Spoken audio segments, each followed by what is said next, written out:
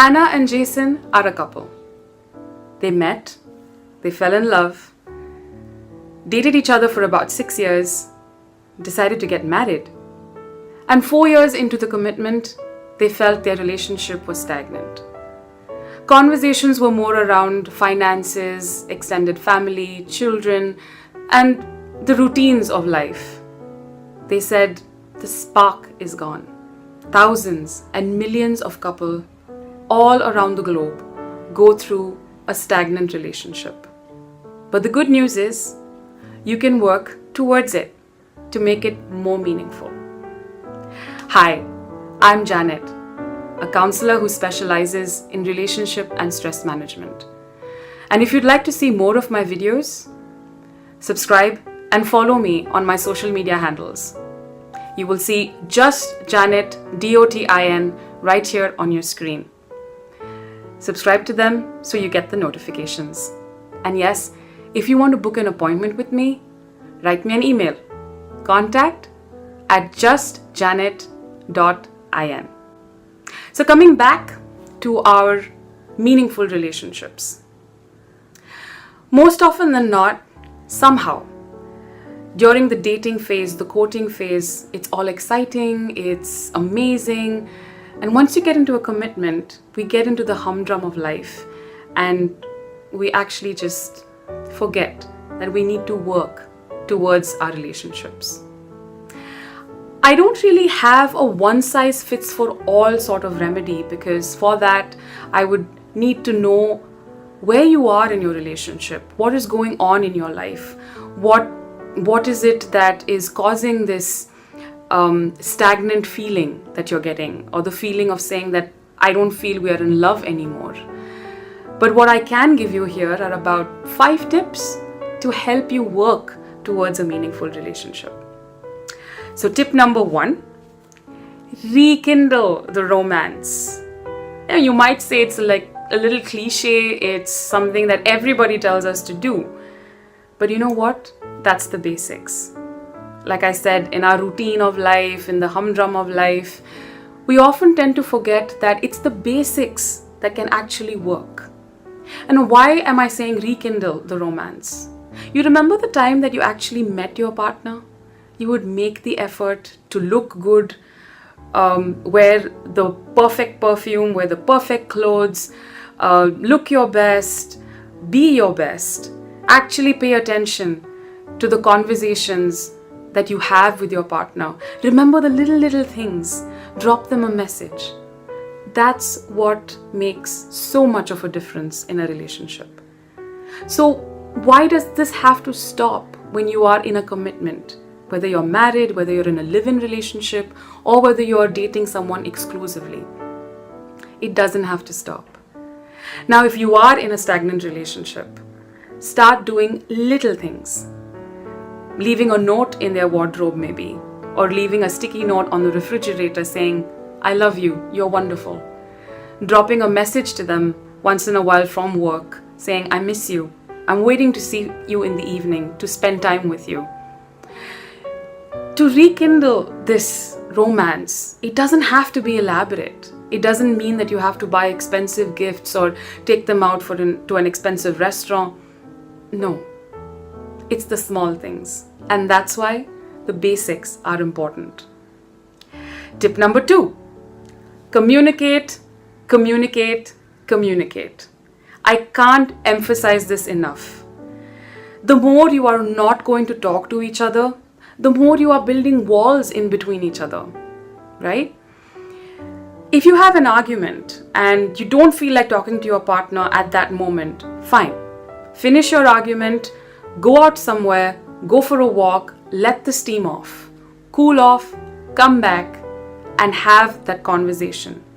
Communicate about how you're feeling. Communicate about what did we argue about? Was it even reasonable? But don't keep quiet and let it rot from within. That is just going to disintegrate your relationship. The more you are going to keep quiet, the more you are going to build stories in your head, and so is your partner. They're going through the same situation. And the more stories we build in our heads, the more negative thoughts we have. What you think will start making you feel, and what you feel reveals in the form of actions. And if your thinking is negative, you're going to feel negative, and you're going to only give out negative behavior. Do you see that loop? I don't think any of us want to be in that phase. So talking it out actually will help sort out a lot of things. It's okay to be vulnerable in a relationship. To tell someone I love you itself is being vulnerable. Express your feelings. Talk to them about it. Do not keep quiet. Tip number 3. Hold on to your individuality. Love yourself. Now you may say, but what do you mean by that? Isn't marriage and commitment supposed to be 2 bodies, 1 soul? There is some truth to it. I am not going to disagree. But you are an individual. And if you don't love yourself or do the things that you like to do, you're going to start feeling empty. And when you don't have happiness and love inside you, how are you going to make your partner happy? Just because you are in a commitment or a relationship does not mean you have to be attached to the hip. No, that's not healthy at all. Go out there, do your own thing. Get away from each other once in a while. Meet your friends. You can just go to a coffee shop alone, read a book. You like hiking, go hiking alone. You like playing golf, go play golf alone. Whatever it is, do activities separately from each other that will make you happy, make you fulfilled from within. If you as an individual don't take responsibility for your own happiness, you can't really expect your partner to make you happy all the time. It's not fair. So work on yourself so that you can be there for your partner. You can be recharged to be able to support your partner. That's how you grow together. There is no harm in having your own interests and pursuing your own things, own activities. Tip number 4. Listen to me very carefully. You both are on the same team. What do I mean by that? Sometimes in a relationship, especially when it is stagnant, especially when you're not talking to each other and you're constantly bickering, you start keeping score with each other. Like, oh, she hurt me, so I'm going to hurt her back. You are in a relationship. You got into a relationship because you wanted a companion. You are not working against each other. You are not in a competition. Keep malicious and vindictive behavior out. Coming back to communicate. When you feel like your partner has hurt you or they've done something that has made you feel uncomfortable, speak it out. Talk to them. It's important to work together as a team. If you're going to constantly be at war with each other or constantly have revengeful thoughts, you are obviously going to go poles apart. And the barriers, the cracks that you cause in each other's feelings, in each other's emotions, is only going to cause you to break, to move away from each other. Would you like anyone at your workplace or your friend or your family to constantly tell you the negatives, to constantly bicker, to constantly pick out the faults? You wouldn't want to be with a person like that. So the same thing applies to you. Change your mindset. Work as a team. Whatever it is, it can be sorted. Tip number 5. Have the intent to make it work.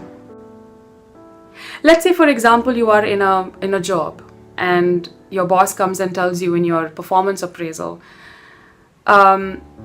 you are not doing really well this year, so maybe we should put you in a training program or do something that will help you accomplish your goal for the year.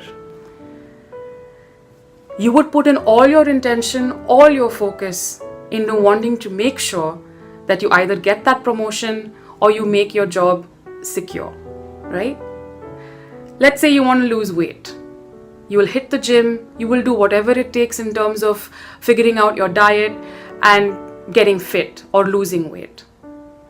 The same thing applies to a relationship. You have to have the intent to be able to make it work. If you're going to say, I am not going to put in all the work, I'm just going to let it be, this is what it is obviously not going to work.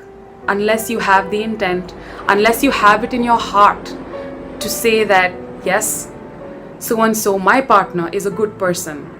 I've lived a wonderful life with them. Let me make it work. A relationship is beautiful. Companionship is beautiful. If you are experiencing difficulties, if you are experiencing something that you feel is not working out, but you still love the person, then you can make it work. All you need is a little guidance, a little direction, the right intention to be able to have a meaningful and fulfilled relationship. Don't let it go away.